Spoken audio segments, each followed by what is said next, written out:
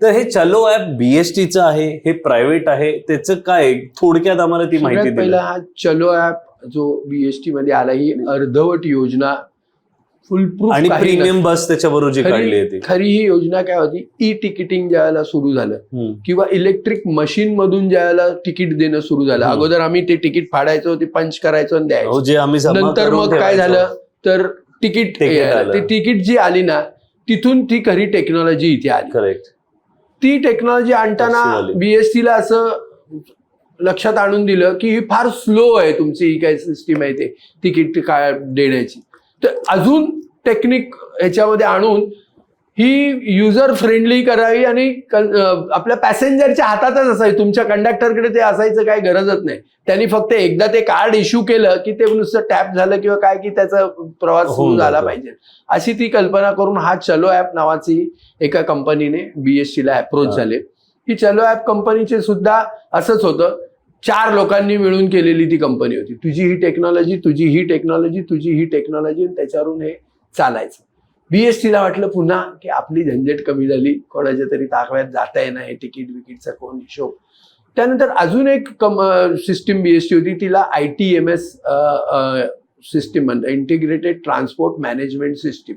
म्हणजे बीएसटी मध्ये घडणारी प्रत्येक गोष्ट त्याच्यामध्ये इन्व्हॉल्व्ह आहे. उदाहरणार्थ बीएसटीने एखादं बससाठी टायर खरेदी केले तरी ते त्या मार्गाने येतील, त्याचा सगळा रेकॉर्ड तुमच्या इकडे मिळणार. हा टायर आला कधी, तो लागला कुठल्या बसला आहे, तो कुठे किती दिवस चाललेला आहे, तो आता या क्षणाला कुठे आहे, हे सगळं त्याच्यामध्ये समजतं. तशीच बस पूर्ण ही बस मी मगाशी सांगितली तुम्हाला, VTS सिस्टीम ना, व्हेकल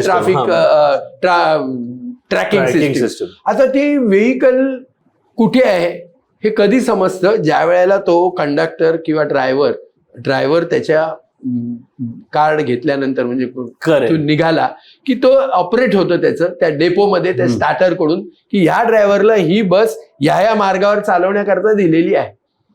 ते तिथे रिफ्लेक्ट होतं तिकडे. परंतु अनेकदा तिथे इंटरनल बदल आतमध्ये होऊन जातात, ते तिथे अपडेट करत नाहीत. सिस्टीम फेल होते मध्ये, त्याची मशीन बंद पडते, कॅमेरा लावलेला बंद पडला, अशा अनेक गोष्टी होतात. शेवटी त्या बसमध्ये एक सिस्टीम लावलेली आहे, ती त्या ह्याच्याशी control GPS monitoring control room सिस्टीमशी ती लावलेली. ती फेल झाली की ही सिस्टीम फेल, आणि ती पुन्हा ती ITMS जी कंपनी होती ती सुद्धा दिल्लीची कंपनी, त्यांनी असंच केलं. 4 लोकांकडून हायर केल्या, बीएसटीचं कॉन्ट्रॅक्ट मिळवलं, आणि दिल्लीला ज्या पद्धतीने ती चालवत होती ते कॉन्ट्रॅक्ट, तसंच्या तशी सिस्टीम त्यांनी कॉपी पेस्ट केली, जी मुंबईमध्ये चालत नाही.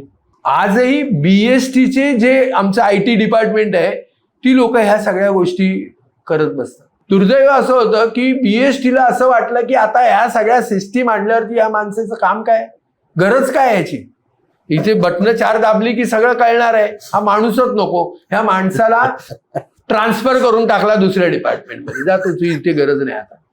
आणि काय झालं तर ती कंपनी आहे, तिला फोन करून आम्ही सांगणार आहे दुरुस्त कर. म्हणजे केबल, आपली केबल गेली की फोन, अरे बाबा इंटरनेट ये रे तसा तो करून टाक.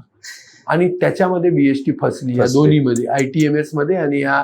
बरं, त्यांना काय झालं, त्यांनी काय केलं, त्यांचा मूळ हे काय, इन्कम सोर्स काय आहे त्या चलो ऍपचा, ऍडव्हर्टाइजमेंट हा व्यवसाय. आणि त्यांची ऍडव्हर्टाईज कोण करतो, सचिन तेंडुलकर करतो, अनिल कपूर करतो, आणखीन कोण करतो.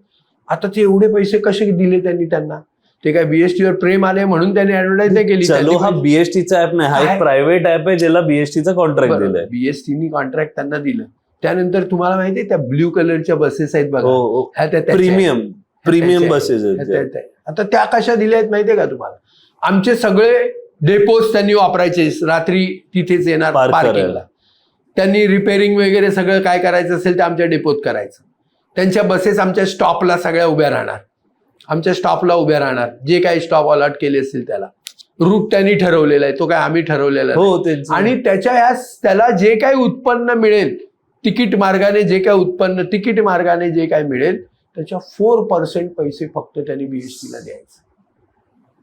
केवढं लुटलं त्यांनी बीएसटीला. 4% मीन्स काय, ₹1,00,000 कमवेल त्याला ₹4,000 तो बीएसटीला देणार. आणि त्याच्यासाठी करणार काय?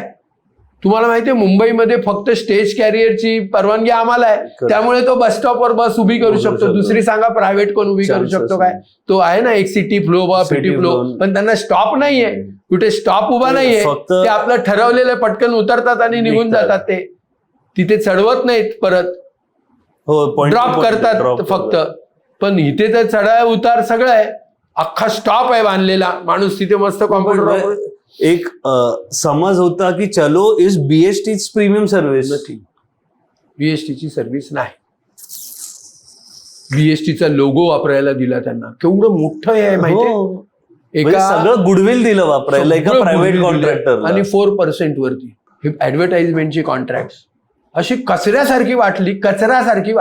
म्हणजे बीएसटीला ऍड देण्यासाठी पण कॉन्ट्रॅक्टर आहे. बीएसटीने ते सर्व आउटसोर्स करून बीएसटीने सांगितलं ही आमची 100 बस स्टॉप आहेत, हे 100 बस स्टॉप आम्ही तुला देतो, तू आम्हाला दर महिन्याला किती पैसे देणार सांग, तुझी ऍडव्हर्टाईज लागो न लागो काही हो. बरोबर. बस स्टॉपही तू बांधायचास, मेंटेनही तू करायचा, तू ऍडव्हर्टाईजही तूच लावायची, तूच काढायची. मुंबई बस स्टॉप बनवणाऱ्याला ऍडव्हर्टाइजमेंटचे पण हे सगळी कामं बाहेर देऊन बीएसटी काही करत नाही. बीएसटी काही करत नाही. म्हणजे तुम्हाला आश्चर्य वाटेल, आम्ही टेंडर काढलं बीएसटीचे स्टॉप हे देण्याच्यासाठी.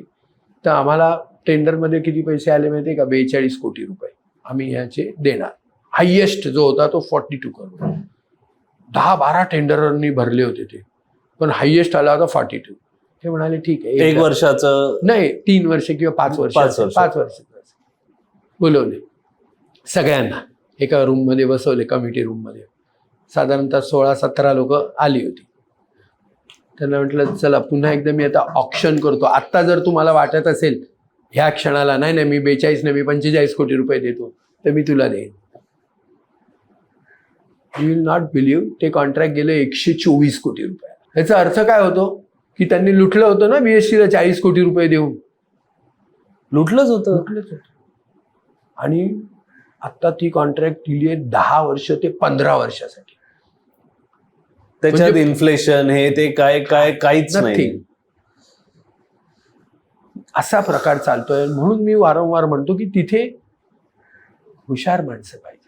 नुकल्या माझ्या पक्षाच्या वतीने एवढे निवडून आले म्हणून त्याचे ते 2 तिकडे पाठवले, 4 तिथे पाठवले नाही.